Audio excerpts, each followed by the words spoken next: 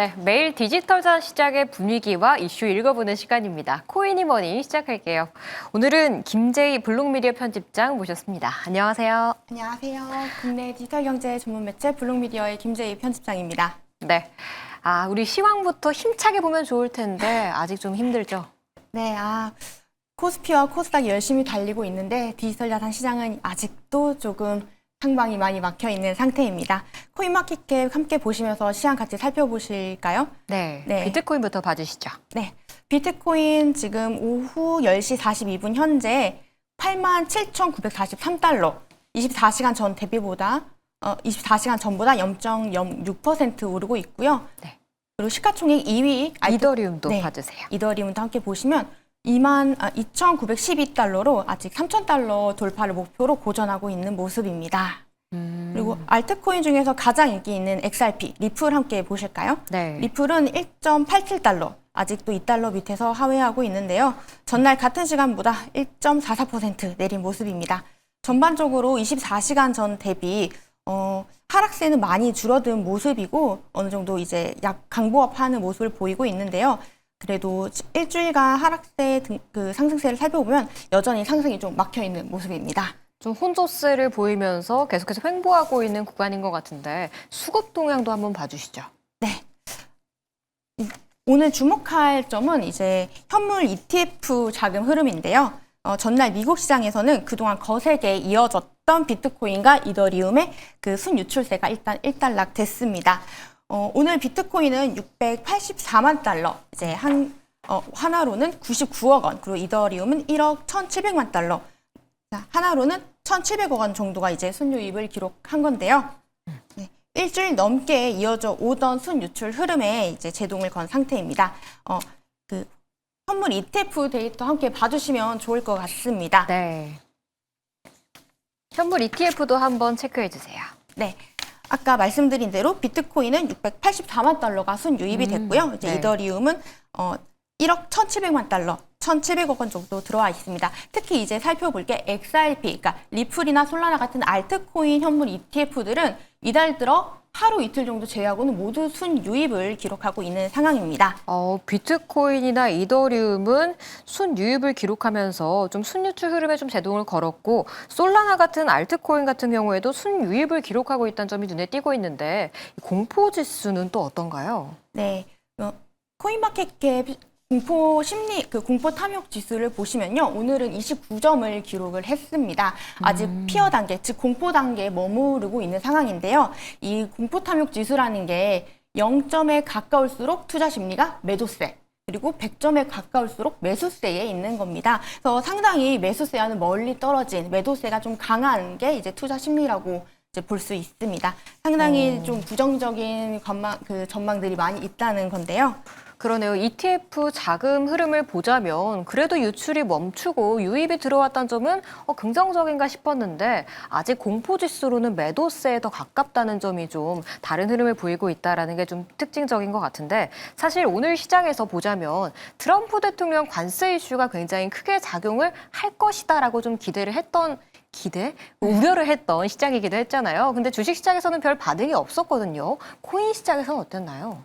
코인 시장에서도 이 관세 오늘 아침에 이제 트럼프 대통령이 자신의 소셜 미디어 트루스 소셜을 통해서 얘기했던 이제 그 관세 이슈는 코인 시장에도 큰 영향을 미치진 않았었는데요. 이제 트럼프가 오늘 아침 한국 국회가 미국과의 무역 협정을 이행하고 있지 않다. 자동차, 목재, 의약품 이런 비롯한 주요 품목에 대해서 관세를 15%에서 25%까지 다시 또 인상하겠다라는 내용을 올렸습니다.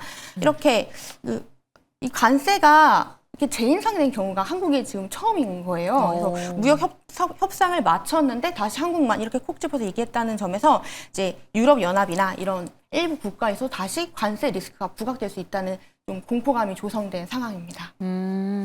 근데 여기에다가 또 이 IC 총격 사건으로 인해서 또 관련 리스크도 있지 않나요? 네, 맞습니다. 전날 정 교수님께서도 말씀을 해주셨지만 이제 최근 미네소타주에서 발생한 이민단속국 요원이 시민을 대상으로 총격 사건을 벌이면서 트럼프 대통령에 대한 미국 내 여론이 굉장히 안 좋아졌어요. 여기에 더불어 이제 미 정부 셧다운까지 이제 가능성이 점쳐지고 있는데요. 블록체인 기반 예측 플랫폼 폴리마켓에 따르면 오늘 오후 7시 기준 이번 주 토요일 미 정부 셧다운 가능성이 80%까지 치솟았습니다. 네. 그러면 토요일 날 셧다운할 가능성이 점점 높아지고 있고, 뭐 관세 리스크까지 있고, 아직까지 공포지수도 낮고, 사실 굉장히 부정적인 이슈들만 많은 상황이거든요. 그럼 디지털 자산 시장에 좀 호재로 여겨질 만한 이슈는 없나요?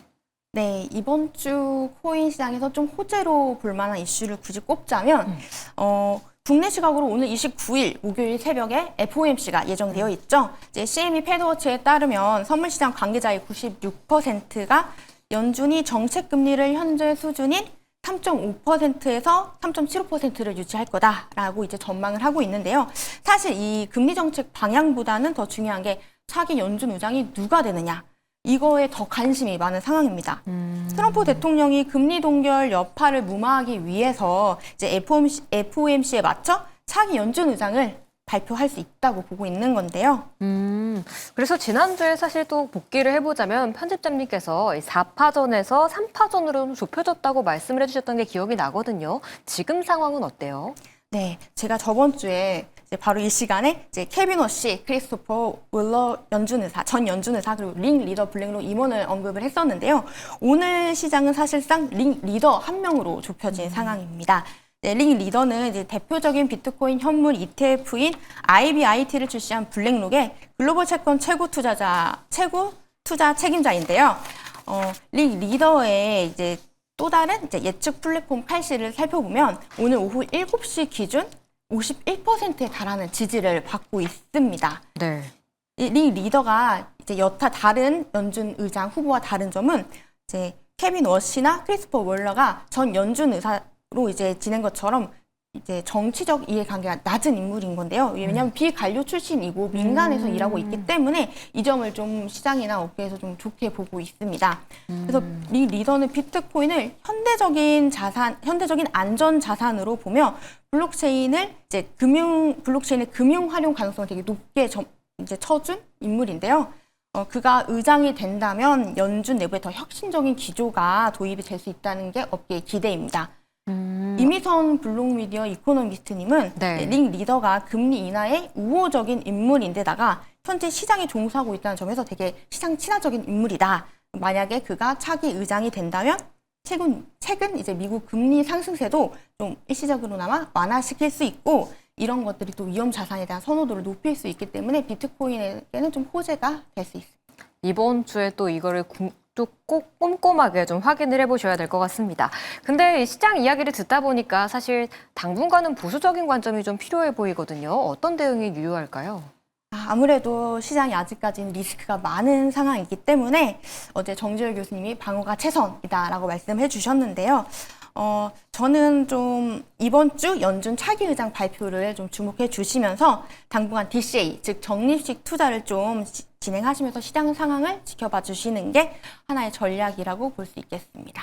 네, 오늘은 차기 의장 발표 관련한 내용과 디지털 자산 시장의 분위기까지 김재희 편집장과 함께 이야기 나눠봤습니다. 오늘 말씀 감사합니다. 감사합니다.